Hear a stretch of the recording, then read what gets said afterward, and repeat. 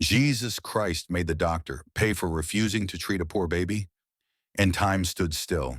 The baby stopped breathing in his mother's arms beneath the harsh white lights of a private ER. A nurse froze. A monitor screamed. And behind the intake desk, the doctor never looked up from his phone. Insurance first, he said. Flat practice final. The mother begged. The baby's lips turned blue. Time felt thin, stretched to the breaking point. Minutes later, the hospital went dark in the middle of emergency surgery. Not a flicker gone. No generators. No monitors. Just a silence so heavy it pressed against every chest in the corridor. Then footsteps. Soft. Unhurried. A man appeared at the far end of the hall, calm where panic should have been, light gathering around him without a single lamp. He stopped in front of the doctor and asked one question, quiet, unavoidable. How much is a life worth? And in that suspended moment when clocks still ticked, but the world seemed to hold its breath, the answer would cost everything. The night it began, St. Raphael Medical Center looked exactly like the kind of place where nothing ever went wrong. Glass doors polished to a mirror shine, marble floors that swallowed footsteps. A glowing sign promised excellence in care to anyone who could afford to walk through it. Outside, the Texas heat still clung to the air. Inside, the cold was intentional. Elena Reyes pushed through those doors with her baby pressed to her chest. Mateo was 8 months old and burning up his small body, jerking in short, terrifying spasms. His breath came shallow and uneven, like he was forgetting how to breathe between cries. Elena's arms trembled, not from weakness, but from the effort of holding herself together. At the intake desk sat Dr. Nathan Carlisle, 45, impeccably groomed. Navy suit beneath a spotless white coat. A Rolex caught the fluorescent light as he scrolled on his phone, one finger moving with bored precision. He had just finished a 12-hour shift and was counting the minutes until he could leave. He had seen worse nights. He had seen worse patients. Or so he believed. Elena spoke first, her voice breaking before the words could finish forming. Please, my baby, he's not breathing right. She shifted Mateo so the doctor could see his face, the blue creeping along his lips, the glassy roll of his eyes. Carlisle glanced up once, not long enough to stand, not long enough to reach for a stethoscope, just long enough to assess. Torn sneakers, faded sweatshirt, no purse, no husband in sight. He set the phone down with a sigh that carried more annoyance than concern. Registration, he said. Insurance card. I don't have insurance, Elena answered. But please, he's really sick. The doctor's jaw tightened. This hospital was private. This was not charity care. There were policies, boundaries. County General existed for people like her. He told himself this was order, not cruelty. Behind Elena, the automatic doors slid shut with a soft hiss. A young nurse paused at the edge of the hallway, watching the baby's legs stiffen, watching Elena's panic rise. She waited for Carlisle to move. He didn't. The ER was quiet. No stretchers rolling in, no code alarms. Just a mother, a baby, and a decision that would change all of them. Elena tightened her grip, whispering her son's name like a prayer. Mateo convulsed again, a sharp jolt that pulled a gasp from everyone who saw it. The nurse took a step forward, then stopped. Carlisle raised a hand without looking back. Ma'am, he said, voice cool and professional, this is a private facility. The words landed heavier than they should have. Somewhere in the building a clock ticked. Somewhere outside traffic moved on as if nothing sacred was happening inside those walls. And in that moment, before the lights went out, before time seemed to bend, 3 lives were standing on the edge of a choice that would demand a price none of them yet understood. Dr. Carlisle finally stood, but not to help. He straightened his coat, glanced once more at the baby's color, and stepped back behind the invisible line that separated patients from policy. The nurse watched him, waiting for the signal that never came. I'm sorry, he said, already turning toward the computer. Without insurance, you'll need to go to County General. Elena shook her head, panic spilling into every word. County General was across town. Traffic at this hour could turn minutes into an hour, maybe more. Mateo didn't have that kind of time. She held him out again, closer now, desperate for the doctor to really see him. The baby's body jerked a sharp convulsion that rattled Elena's arms. A thin line of foam formed at the corner of his mouth. Please, she said. Just look at him. I'll pay you back. I'll work. I'll do anything. Carlisle's eyes flicked to the baby, then back to the screen. He spoke without malice but without mercy either. This is an emergency department, not a charity. I don't work for free. The words landed like a door slamming shut. The nurse felt it. Elena felt it in her chest, sharp and breath-stealing. Even the room seemed to recoil, the hum of the light suddenly too loud. My baby is dying, Elena said louder now, not caring who heard. Please. He's just a baby. Carlyle exhaled, irritation tightening his jaw. He had heard this before. He had learned early in his career how to build walls, how to tell himself that compassion without boundaries led to chaos. He crossed his arms, the white sleeves of his coat gleaming. If you have children you can't afford, he said, that's not my responsibility. The nurse took an involuntary step forward. Carlyle raised a finger without looking at her, a silent order to stop. She froze, eyes wet, hands clenched. One complaint, one report, one lost job. The hospital was very clear about that. Matteo convulsed again, harder this time. Elena screamed his name, her voice cracking as she pressed his head against her shoulder, trying to shield him from something she couldn't see. She begged God out loud, begged the doctor in front of her, begged the empty air. Carlyle reached for the phone on the desk. If you don't leave, he said calmly, I'll have security escort you out. You're disturbing other patients. There were no other patients, just a mother and a child being erased in real time.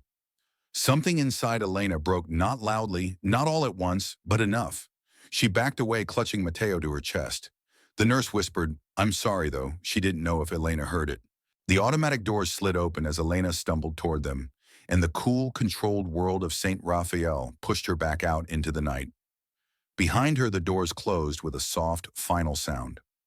Dr. Carlyle sat back down. He picked up his phone. Another notification. Another minute of his life preserved exactly as it was. Outside, Elena ran, barely aware of where her feet landed, barely aware of the tears blurring the lights ahead. All she knew was that a door had been shut, and whatever came next would not ask for insurance. The night swallowed Elena the moment she crossed the parking lot. The glass doors sealed behind her, muting the sterile hum of the hospital and replacing it with the raw sounds of the city engines passing a distant siren, the buzz of streetlights. Matteo lay heavy in her arms now, his body limp between spasms, his breaths thin and uneven. The silence between each breath terrified her more than the cries ever had. She looked back once. Through the glass, the lobby glowed, untouched, orderly, indifferent. No one followed. No one called her back. Inside, life continued under bright lights and clean rules. Outside, she was alone. Elena staggered toward the curb, waving at passing cars. Headlights swept over her face and kept moving. To drivers, she was just another problem. They didn't have time for a disheveled woman clutching a bundle, eyes wild, clothes stained. One car slowed, then accelerated. Another honked in irritation as it passed. Someone shouted something she couldn't hear, or maybe didn't want to. She felt the judgment before she understood it. The look said the same thing the doctor's words had said. This is your fault. You chose this life. You chose this child. Deal with it. Matteo's body jerked again, a violent tremor that nearly pulled him from her grasp.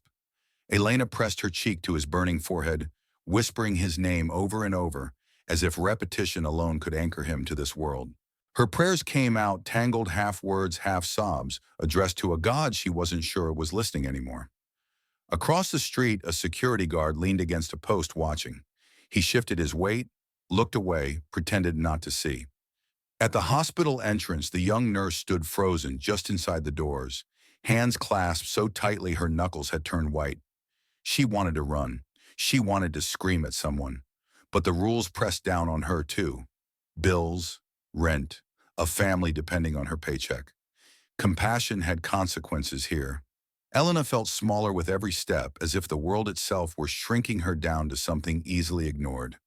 She remembered other nights standing at a bus stop with Matteo wrapped in a thin blanket, people inching away from her, co-workers whispering when they saw her swollen belly months before. Strangers offering advice she never asked for, always ending with the same unspoken verdict. You should have known better. The moral weight settled heavier than the baby in her arms. It wasn't just that she was poor, it was that she had been judged unworthy of help. unworthy of mercy, as if suffering were a lesson she needed to finish learning before she could earn compassion. Mateo went still again. Too still. Elena stopped walking, panic seizing her throat. She counted his breaths, missed one, then another. The city kept moving around her, cars rushing by, music thumping from somewhere far off, utterly unconcerned with the small life slipping away in her arms. She stood there under a flickering streetlight, a mother stripped of options, dignity, and witnesses. The hospital had closed its doors. The city had turned its face away. And the judgment that cut the deepest wasn't spoken aloud anymore. It lived inside the silence that answered her cries. For the first time that night, Elena felt the terrifying thought press in. Maybe no one was coming. And yet somewhere in the darkness, unseen by her and unnoticed by the world, another presence was already drawing near. As Elena stood there, counting breaths that barely came, memories pressed in not gently but all at once like a tide she had been holding back for years. This moment had not come out of nowhere. It was the end of a long road paved with small losses that no one ever noticed. She had grown up on the edges of Houston in a sagging trailer that rattled when trucks passed too close. Her mother worked double shifts cleaning offices at night, coming home with swollen hands and a smile that tried to pretend exhaustion wasn't winning. Her father drifted in and out until one day he drifted out for good. Elena learned early that stability was temporary and promises were fragile things. At 17, she learned another lesson, that dreams were expensive. College brochures stayed folded in a drawer, while rent notices piled up on the kitchen table. She took whatever work she could find, waitressing, stocking shelves, cleaning houses for people who never learned her name. Tips depended on how invisible she could make herself. When she met Mateo's father, he spoke softly and made plans easily. He said she deserved better. He said he would stay. For a while, she believed him. Then the pregnancy tests turned positive, and the plans vanished. Calls went unanswered. Messages stayed unread. Elna was left holding a future that suddenly scared everyone else away. Pregnancy was a season of quiet endurance. Morning sickness behind restaurant dumpsters. Swollen feet after 10-hour shifts. Customers who looked at her belly with judgment instead of kindness. When she finally stopped working, it wasn't because she was ready. It was because no one wanted a pregnant woman slowing them down. Mateo was born small, but fierce lungs, strong eyes, alert. In that hospital room, Elena promised him things she didn't know how to give yet. Warm meals, safe nights, a life where he wouldn't have to apologize for existing. She believed love could make up the difference where money couldn't. But love didn't pay for formula when her milk dried up from exhaustion and missed meals.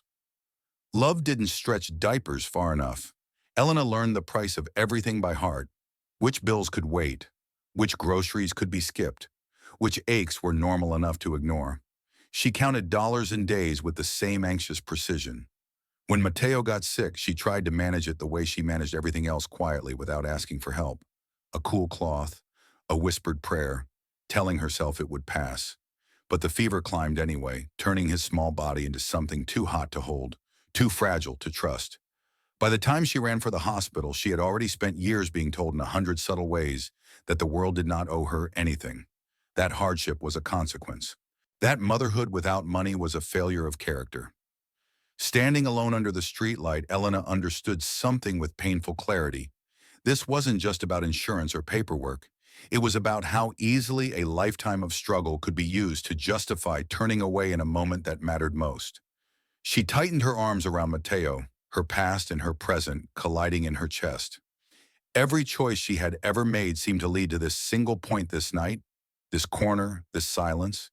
And somewhere beyond the memories and the fear, a question lingered heavy and unanswered. If all of this had brought her here, then what kind of answer could possibly meet her now? Elena ran. Not with direction, not with a plan, only with instinct pulling her forward and fear snapping at her heels. The parking lot blurred into sidewalks, the sidewalks into long, indifferent streets. Streetlights passed overhead, like slow witnesses illuminating her just long enough for the city to recognize her distress and look away. Cars rushed by in steady streams. Headlights washed over her face, over the small, limp form in her arms, then vanished. She waved, shouted, begged with a voice already hoarse from crying. No one stopped. A rideshare slowed at the curb. The driver's eyes flicked to the baby, then to Elena's shaking hands, and the car pulled back into traffic. Somewhere, music thumped behind rolled-up windows. Somewhere else, laughter spilled out of a bar. The night was full of life that had nothing to do with hers. Mateo's head lolled against her shoulder. His breathing came in faint, uneven pulls, as if each breath were a decision he might not make again. Elena pressed her cheek to his forehead, burning hot, whispering his name over and over, counting steps the way she counted seconds. Don't stop. Don't fall. Don't let go. She reached an intersection and froze at the red light. It felt cruel, almost deliberate. Cars crossed in front of her drivers, impatient horns sharp. She stepped off the curb anyway, forcing herself forward. A truck slammed its brakes, the driver shouting obscenities that dissolved into the noise behind her. Elena didn't turn back. She couldn't afford to feel shame now. Her legs ached, lungs, burning arms, numb from holding Mateo too tightly. Sweat and tears mixed on her face. She prayed aloud without realizing it, broken sentences lifted into the air. Jesus, please. Not my baby. Please see us.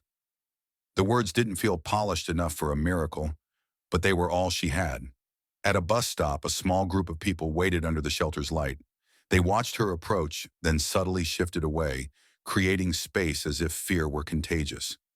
One woman covered her mouth, eyes wide, but said nothing. Another man stared at his phone, scrolling faster. Elena passed them without slowing, carrying her emergency past their silence.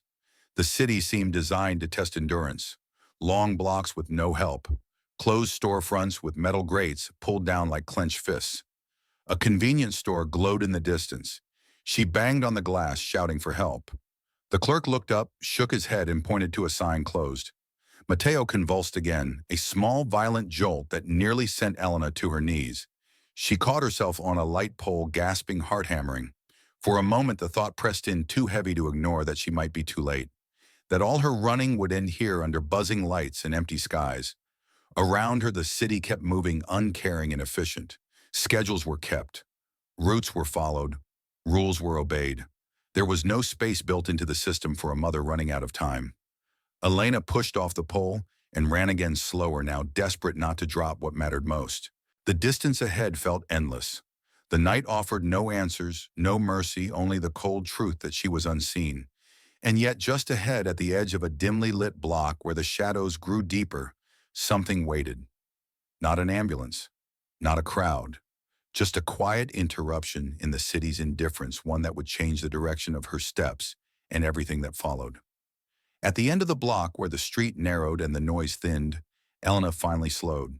Her legs refused to carry her any farther. She leaned against a flickering streetlight, breath tearing in and out of her chest, Mateo cradled so close he felt like part of her own heartbeat. The city pressed on without noticing. This corner, too, seemed forgotten. That was when she realized she was no longer alone. A man stood across the street beneath the glow of another lamp. He looked ordinary enough: jeans, a long-sleeve shirt, nothing that suggested importance or urgency. He wasn't checking a phone. He wasn't rushing past. He was simply there, watching with an attention that felt different from the stares Elena had endured all night. There was no fear in his eyes, no judgment, only a steady, unmistakable concern. He crossed toward her without haste, as if time had loosened its grip around him. "Are you okay?" he asked. His voice was calm, grounded, the kind that didn't compete with panic, but quietly displaced it. Elena tried to answer and failed. The words tangled in her throat. She held Mateo out instinctively, a final plea she had repeated to strangers who turned away. "My baby," she managed. "He's dying. I need a hospital. I can't." Her knees buckled. The man caught her elbow, firm and gentle, keeping her upright. "Breathe," he said, not as a suggestion, but a promise. Slowly. She obeyed without understanding why. He looked at Mateo, really looked, then placed his hand lightly on the baby's forehead. It wasn't dramatic. There was no flash, no spectacle. But Elena felt it all the same. A warmth that didn't burn, a steadiness that seemed to settle the air around them. "High fever," the man said quietly. "He's been sick for hours." Elena stared at him. She hadn't told him that. She hadn't told him anything. Shame rose in her chest, sharp and reflexive. "I went to a hospital," she whispered. "They wouldn't help me." The man nodded, as if he already knew, as if he had been there. "The county hospital is too far," he said. But there's a clinic nearby, 3 blocks that way. He pointed down the street. Hope Community Clinic. Dr. Rivera is on call tonight. Elena shook her head weakly. I don't have money. You won't need it, he replied. Go now. Something in his certainty cut through her doubt. She clutched Mateo tighter. How do you know they'll help me? The man smiled, not wide, not triumphant, but knowing. Because every child deserves to live, he said, and some people remember that. Elena wanted to ask his name, wanted to ask how he knew where to be, what to say, why he wasn't afraid. But Mateo shuddered again, a small reminder that time was still moving, even if it felt suspended. She turned to go. After 2 steps, she looked back. Wait, she called. Thank you. The street was empty. The man was gone, as if the night had folded him back into itself. No footsteps fading, no shadow retreating, just the hum of the streetlight and the sudden certainty settling in Elena's chest that she had been seen, truly seen, at the exact moment she needed it most. She didn't yet dare to say the name forming quietly in her heart.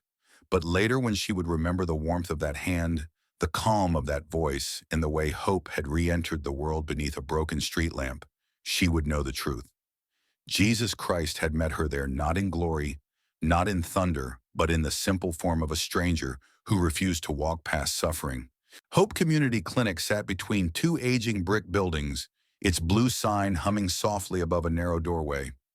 It didn't look like a place where miracles happened. The paint was chipped. The waiting chairs were plastic and mismatched. But the lights were on, and that was enough. Elena burst through the door with Mateo pressed to her chest.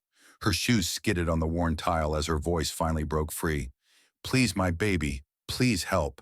The words echoed down the hallway, thin with exhaustion. At the end of the corridor, an older man looked up from an exam room. Dr. Samuel Rivera had been finishing paperwork, his glasses perched low on his nose, his gray hair flattened from a long shift. He took one look at the baby's color and didn't ask a single question about insurance forms or payment. Bring him here, he said, already moving. Everything that followed happened fast. Rivera cleared the exam table with one sweep of his arm and gently laid Mateo down. A thermometer beeped 40 degrees Celsius. Too high, dangerously high. The doctor's hands moved with calm precision, listening to the baby's chest, checking reflexes, opening his mouth. His jaw tightened, not with judgment, but with urgency. Severe infection, Rivera muttered. Another hour and this could have gone very wrong. Elena swayed where she stood. Someone guided her to a chair before her knees gave out. A nurse, thin-tired, kind-eyed, hung an IV bag while Rivera prepared antibiotics. Cold packs were placed along Mateo's neck and legs. The room filled with purposeful motion, with people who knew what to do and did it without hesitation. I don't have money, Elena said weakly, the words rising from habit more than thought. I can pay later. I can work.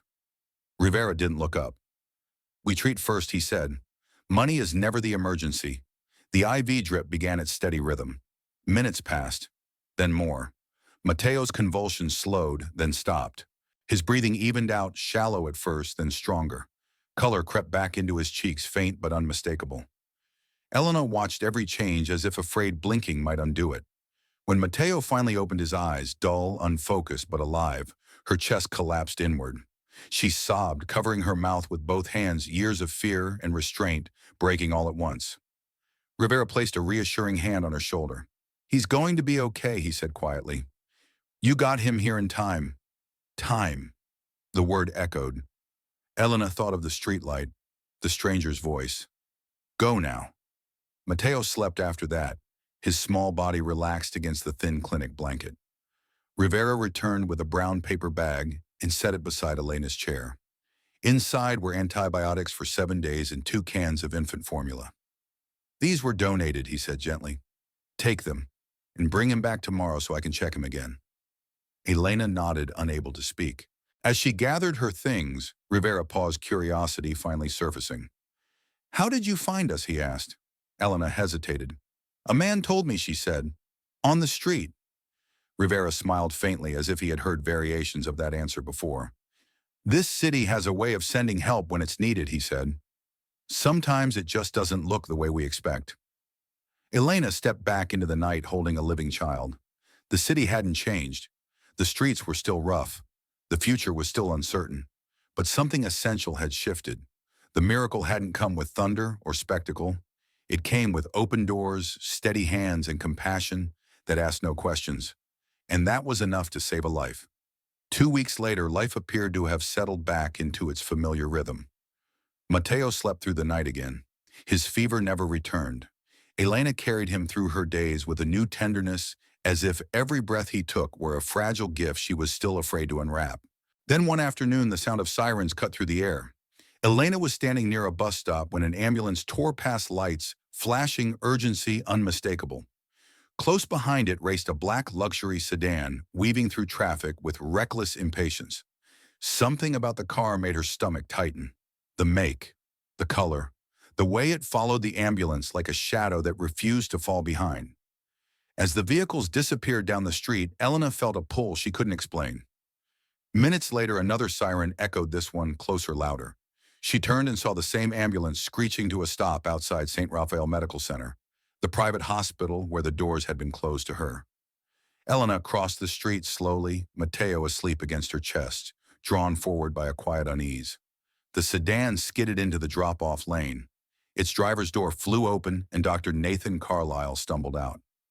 He didn't look like the man behind the intake desk anymore. His coat was wrinkled, his hair disheveled, his face drained of color as paramedics rushed past him with a small stretcher. On it lay a little girl no older than 5, her blonde hair matted with blood, her body frighteningly still. "That's my daughter Carlisle," shouted his voice cracking. "Please, please save her." The words hit Elena like a physical blow. Inside the hospital, the air was chaos. Nurses ran. Orders were shouted. Carlisle followed the stretcher down the hall, tears streaking his face, his composure stripped away with brutal efficiency. He was no longer the gatekeeper of policy. He was just a father watching the world tilt out from under him. Elena stood near the entrance, frozen, the cruel symmetry of it all pressed in on her chest. 2 weeks ago, she had begged in this same building. 2 weeks ago, her baby's life had been weighed and found wanting. Now the balance had shifted. A surgeon emerged from the operating wing and spoke to Carlisle in hushed, urgent tones. Elena couldn't hear the words, but she saw the effect. Carlisle's knees buckled. He slid down the wall, covering his face with shaking hands. In that moment, the question rose uninvited in Elena's mind. Is this justice? The universe settling its accounts. The debt coming due. She should have walked away. No one would have blamed her. Instead, she stepped closer. Carlisle looked up and saw her. Confusion flickered across his face, then recognition struck like lightning. His eyes widened, horror and shame flooding in as memory caught up. "You," he whispered. "You're Elena," she said softly. "And this is my son." She shifted Mateo slightly so Carlisle could see him sleeping warm and whole. His breath hitched. "I'm sorry," he said, the words barely audible. I didn't know." Elena didn't interrupt. She sat down on the cold floor beside him, her back against the same wall, sharing the same helpless weight. "My baby lived," she said quietly. "Another doctor helped us." Carlisle bowed his head, shoulders shaking. For the first time, the truth settled fully into him, not as policy, not as abstraction, but as terror he now knew by heart. The hallway stretched on in silence. 2 parents, 2 children, one building that had judged one life priceless and another disposable. And somewhere beyond the sterile walls of St. Raphael, something unseen had begun to turn slowly, deliberately opening a door that could no longer be shut. The hours stretched thin in the hallway of St. Raphael, measured not by clocks, but by footsteps and prayers whispered under breath. Elena could have left at any moment. No one would have noticed. No one would have stopped her. Yet she remained seated on the cold tile beside the man who had once stood above her with crossed arms and closed doors. "Doctor," Carlisle paced in short, frantic loops, running his hands through his hair until it stood on end. Every few minutes, he stopped staring at the operating room doors, as if willing them to open by force of fear alone. His daughter's name slipped from his lips again and again, breaking apart before it reached the floor. Elena watched him quietly.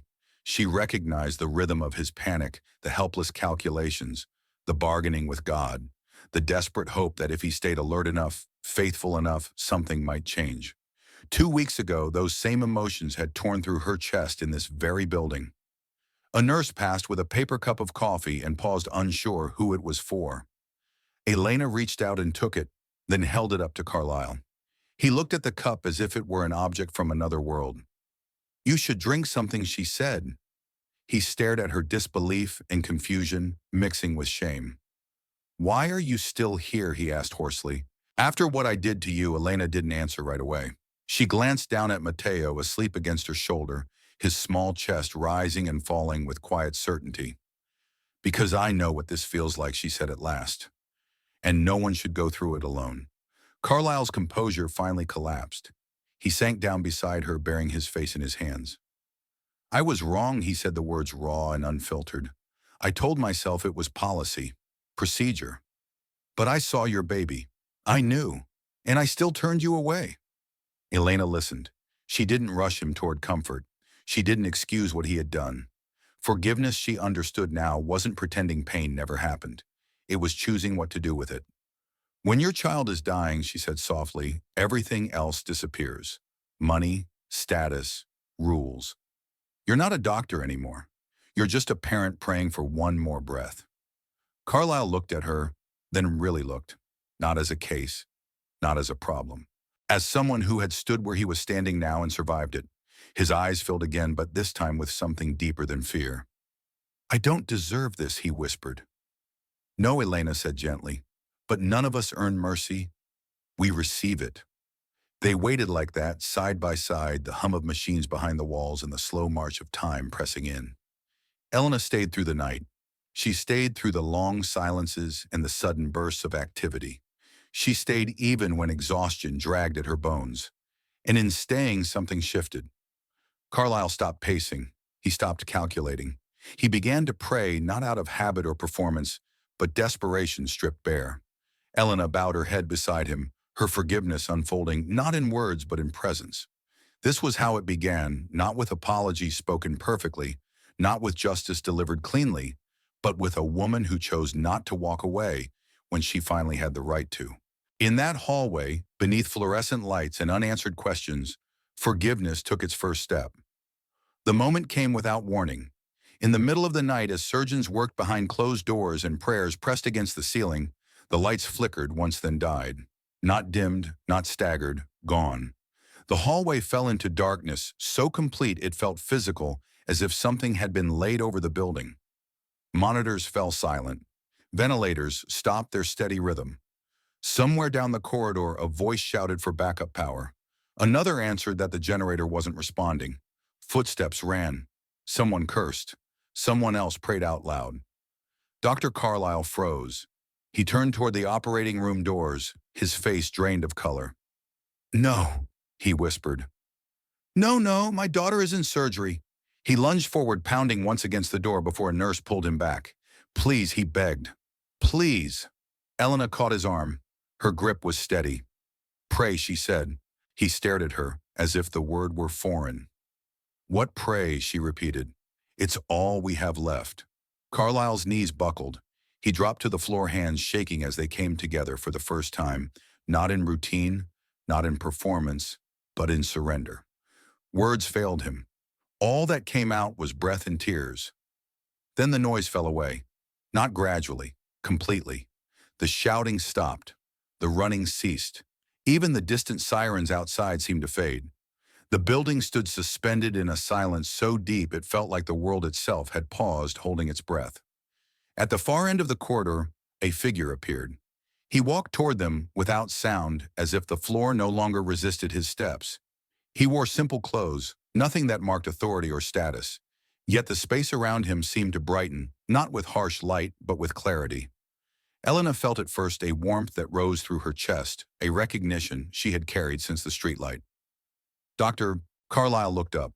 The man stopped before him and spoke gently, but his voice carried weight as though it reached places words did not usually go. "Nathan." Carlyle recoiled. No one in the hospital used his first name. The man met his gaze. There was no anger there, no accusation, only truth. "How much is a life worth?" he asked. Carlyle's mouth opened, then closed. His thoughts raced backward to an intake desk, a blue-lipped baby, a mother begging, to a number he had never spoken aloud, but had still used to decide. 2 weeks ago, the man continued, "You decided a child's life was worth the price of a quick consult, a form, a policy." Carlyle's shoulders shook. "I was wrong," he said, pressing his forehead to the floor. "I was so wrong." The man turned his gaze toward the operating room doors. "Your daughter is in there," he said, "dying." Carlyle sobbed. "Her life is worth everything," he cried. "Everything I have. Everything I am." "And the baby you turned away?" the man asked quietly. Carlyle couldn't answer. The truth crushed him flat against the cold tile. The man stepped forward and placed his hand against the operating room door. Light returned, not with the roar of a generator, not with alarms resetting. It came all at once as if it had never left. Screens flickered back to life. Machines resumed their steady beeping. A surgeon burst from the room, breathless and smiling through tears. "She's alive," he said. "We finished the procedure. She's going to make it." Carlyle collapsed, laughter and sobs tangled together. He turned to thank the man, to ask his name, to ask how. But the hallway was empty. Only Elena remained, tears streaming down her face, her heart certain of what her lips did not yet say. Time began to move again, but nothing and no one would ever be the same. Morning came softly to St. Raphael, as if the night itself needed time to recover. "Doctor." Carlyle stood at his daughter's bedside, watching her chest rise and fall beneath clean, white sheets. Lily's color had returned. Her hand curled around his finger with the unconscious trust only children possess. He should have felt relief alone. Instead, relief was braided with something heavier truth. He didn't go back to work. By the end of that week, he resigned from the private hospital that had once defined him. Colleagues called it burnout. Administrators called it a mistake. His wife called it reckless. But Carlyle knew better. The price of his awakening was clarity, and clarity demanded change. He sold the things that had once made him feel secure. The luxury car, the watch, the memberships that separated him from people he now saw clearly. With that money, he rented a modest building in a working-class neighborhood and opened a clinic that asked no questions before treatment. He named it St. Raphael Free Clinic, not for prestige, but for healing. Elena became its first hire, not as a nurse, not as staff, but as presence. She sat with frightened mothers. She held hands. She listened. When someone whispered, "I don't have insurance," she answered the way it had once been answered for her, "That's not the emergency." Word spread quietly at first, then faster. Doctors volunteered. Retired nurses returned. Donations arrived from strangers who had heard the story and recognized something holy in it. What began as one room and a folding table grew into a place where dignity was routine. Carlyle changed, but the change cost him. He spoke publicly about his failure the night he turned away a dying baby, and he did not soften the details. Some criticized him. Others questioned his motives. He accepted it all. Shame, he learned, was a small price for becoming the man he was meant to be. Years passed. Matteo grew strong, curious, compassionate. He spent afternoons after school at the clinic watching doctors work, watching his mother calm fear with nothing more than words and patience. When he said he wanted to become a doctor, no one was surprised. And when he stood one day at his graduation, promising never to refuse care because of money, Dr. Carlyle sat in the front row with tears in his eyes, not of regret, but of gratitude. Because the miracle had not ended with restored power and a saved life. It had multiplied. Lives changed. Hearts softened. Systems bent slowly toward mercy. And somewhere in the quiet moments between patience, between prayers, there remained the sense that none of it had been accidental. That grace had walked the halls in ordinary clothes. That Jesus Christ had not only healed bodies that night, but reclaimed a soul and set a legacy in motion. If this story stirred something in you, if it reminded you that compassion still matters, that mercy still costs something, and that change is always possible, then stay with us. Subscribe to Jesus Christ Encounters and join a growing community that believes faith is not just something we talk about, but something we live.